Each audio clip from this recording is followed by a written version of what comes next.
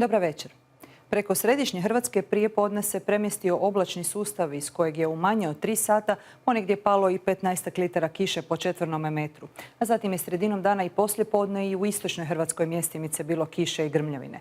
No u većini je predjela ipak prevladavalo sunčano. Stabilnije i većinom sunčano vrijeme očekujemo sutra posvuda, jer će se naši predjeli nalaziti u polju malo povišenog tlaka zraka. U višim slojevima atmosfere pritječe topliji zrak, pa će posvuda biti malo toplije nego danas. U Slavoniji i Baranji prevladavat će sunčano. Ujutro uz Savu ponegdje može biti kratkotrajne magle. Vjetar slab, poslije podne ponegdje umjeren sjeverozapadni.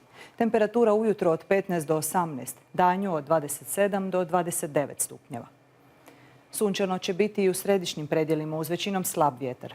Dnevna temperatura bit će između 27 i 29 stupnjeva. U gorskim krajevima ujutro će mjestimice biti kratkotrajne magle, pa pripazite krećete li rano na put.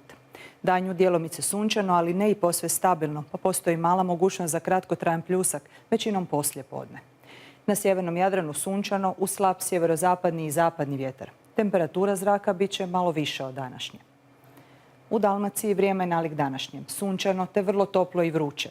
Vjetar uz obalu većinom slab zapadni i sjeverozapadni, a na otvorenome moru može biti umjerenog sjeverozapadnjaka.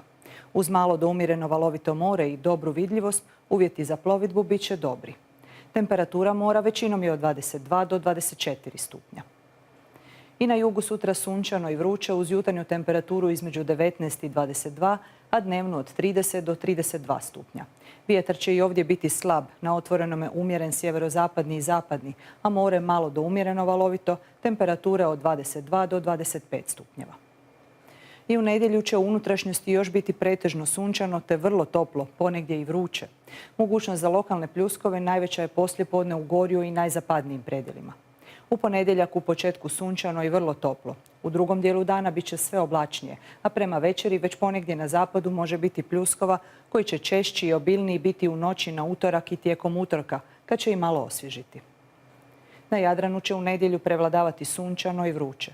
U ponedjeljak su najprije na sjevernom Jadranu mogući kiša, pljuskovi i grmljavina, a u noći na utorak i tijekom utorka nestabilno uz pljuskove očekujemo na cijelom Jadranu. Vjetar će u nedjelju uz obalu sjevernog Jadrana okrenuti na buru, a zatim u ponedjeljak na jugo i istočnjak. Vikend tako u unutrašnjosti napokon donosi ljetni ugođaj, a novo prolazno pogoršanje stiže potkraj ponedjeljka. Ugodan vam nastavak večeri.